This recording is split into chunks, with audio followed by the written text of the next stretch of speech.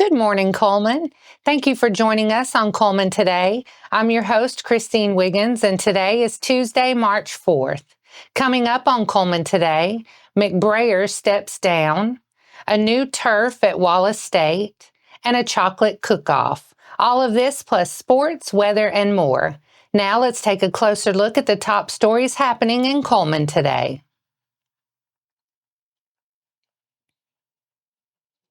Jessica McBrayer, who has led the Cullman High School varsity girls basketball team for the past 2 seasons, has stepped down from her role as head coach. Cullman City Schools officials plan to post the position immediately and ramp up the search for the school's next varsity girls basketball coach ahead of next season. Superintendent Kyle Koloff expressed his appreciation for everything Coach McBrayer has done for the Cullman City School system and athletics. Saturday was a special day at Wallace State's James C. Bailey Stadium. Coaches, players, former players, administrators, and more gathered to celebrate the latest athletics upgrade on campus, a new turf playing surface for the baseball field. The field is part of a nearly $5 million in investments in athletic facilities at the college this year, including more than $2 million in baseball and softball. Wallace State President Dr. Vicki Karlowicz said of the investments that she wants only the best for Wallace State students and athletes. Wallace State will host another ribbon cutting on Saturday, March 8th at 11:30 a.m. for the new turf playing surface on the softball field. Everyone is invited to attend, with a special invitation to former Wallace State softball players. There will be free admission and free popcorn for everyone. After the ribbon cutting, the number 11 ranked Lions will take on Gadsden State Community College in their first home game of the season. Family, Career, and Community Leaders of America students from various city and county high schools met at Cotton Creek Venue in Cullman on February 24th for the Cullman County FCCLA Chocolate Cook-Off.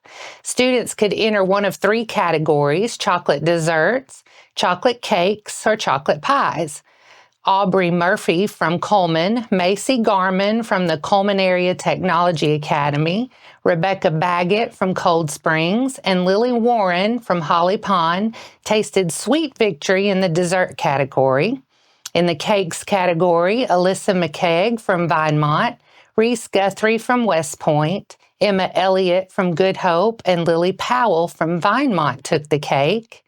In the pie category, Bentley Childers from Hanceville, Bailey McKendry from Cold Springs, Abigail Greer from West Point, and Izzy Howell from Cold Springs all received sweet rewards. Roy Drinkard Properties, Flavors Bakery, and Duchess Bakery sponsored prizes for the students.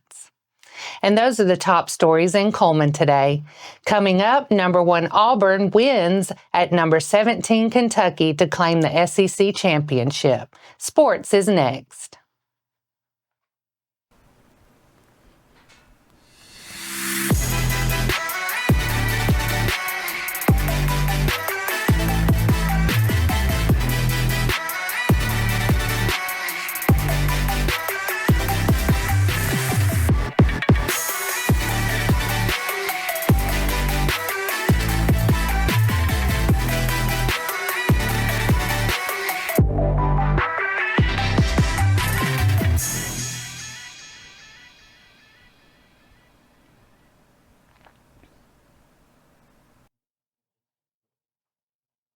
Welcome back. In today's sports segment, let's take a look at the top-ranked Auburn Tigers' road win over Kentucky. The Tigers continued to play well on the offensive end of the floor, building a 49-34 lead in the first half and pulling away in the second half to defeat the Wildcats 94-78. Miles Kelly made 9 three-pointers and led Auburn with 30 points, helping the Tigers clinch a share of the Southeastern Conference title while improving to 8-0 in SEC road games. Hours later, when Tennessee defeated Alabama on a buzzer beater, the Tigers claimed the SEC crown outright with 2 games still to play. Auburn won just its third game in 54 matchups at Kentucky and snapped its 20-game losing streak at Rupp Arena.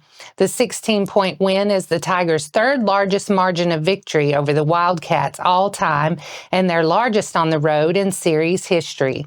With the win, Auburn clinched a share of the fifth regular season SEC championship in program history, including a league-best third in the last 8 seasons.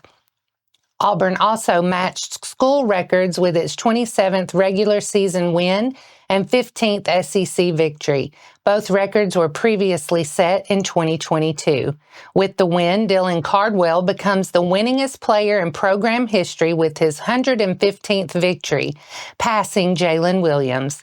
Tahad Pettiford scored 21 points and had 4 assists with 0 turnovers, playing a career-high 33 minutes, with Denver Jones playing only 8 minutes after a first-half ankle injury.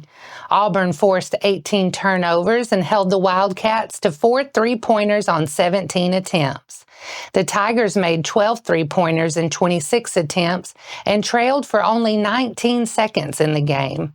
Chad Baker-Mazzara, who scored 16 of his 22 points in the first half, accounted for Auburn's last 7 points to give the Tigers a 49-34 halftime lead. Auburn claimed its largest lead at 22 points on Chris Moore's three-pointer early in the second half and led by at least 14 points over the final 10 minutes. Seeking their 7th consecutive win, the top-ranked Tigers will be back on the road to play Texas A&M tonight at 8 p.m. on ESPN. And that wraps up sports for today. After the break, we'll bring you 4 stories in under 4 minutes, including a cup of community and Move Alabama.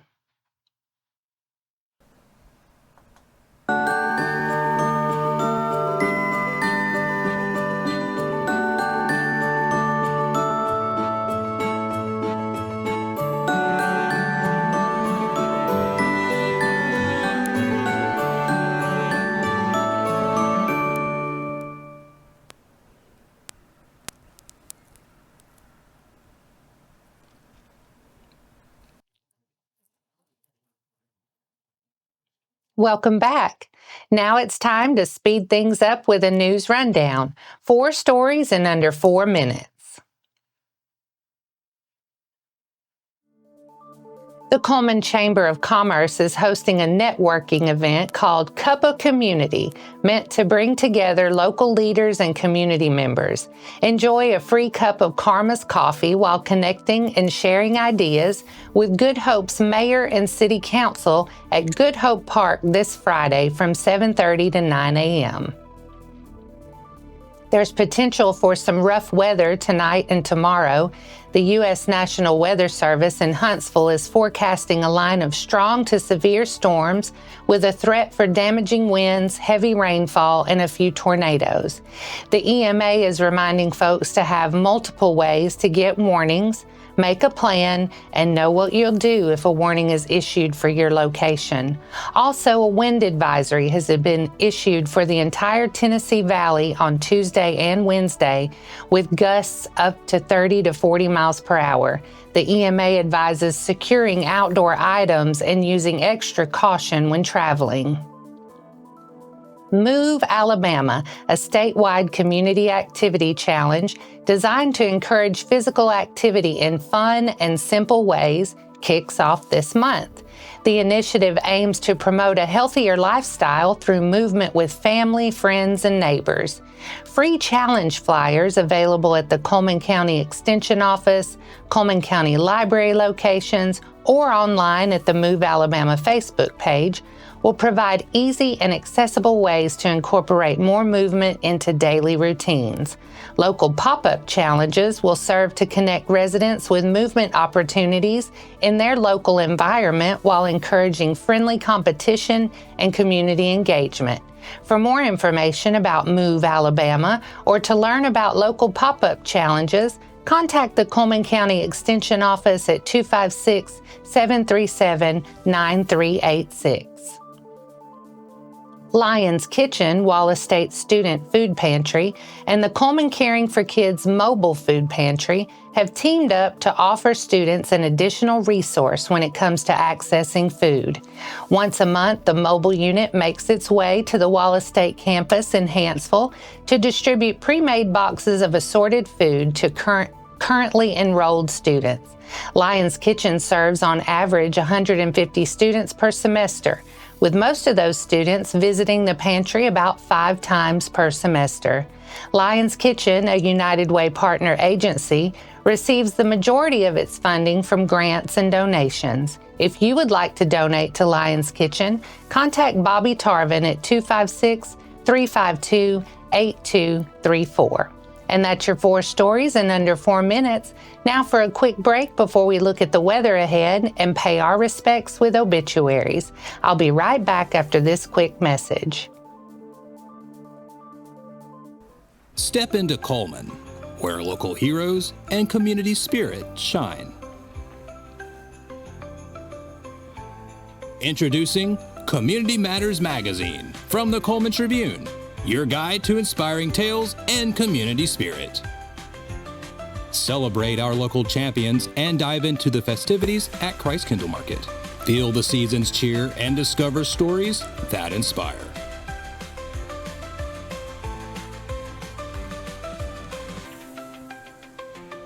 Community Matters Magazine. Connect with your community.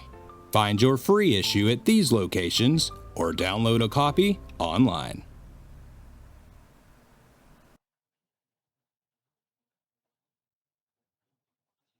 Let's take a moment to pause and remember those who have lost their lives this week as we turn to obituaries. Funeral service for Roland Franklin McLeroy, 92 of Foley, will be held at 1 p.m. on Wednesday, March 5th at Cullman Funeral Home Chapel with interment at Prospect Baptist Cemetery. Visitation will be on Wednesday from noon to 2 p.m. at the funeral home. Patricia Ann Walter, 77 of Cullman, passed away on Sunday, March 2nd. The family will be holding a private memorial service in her honor at a later date. Our thoughts and prayers go out to their friends and families. Now let's take a moment to look ahead at your weather forecast. Today will be partly sunny with a high near 70 and windy with gusts as high as 45 miles per hour. Tonight we'll see showers and possibly a thunderstorm before midnight with a low around 48. Wednesday we'll see partly sunny skies, breezy with a high near 56 and a low around 32. That wraps up today's edition of Cullman Today. Thank you for sharing your morning with us, and remember to stay connected by following us on social media and visiting CullmanTribune.com for the latest from our community. We'll see you bright and early tomorrow morning at 6:30. I'm Christine Wiggins with Cullman Today. Have a wonderful day, Cullman.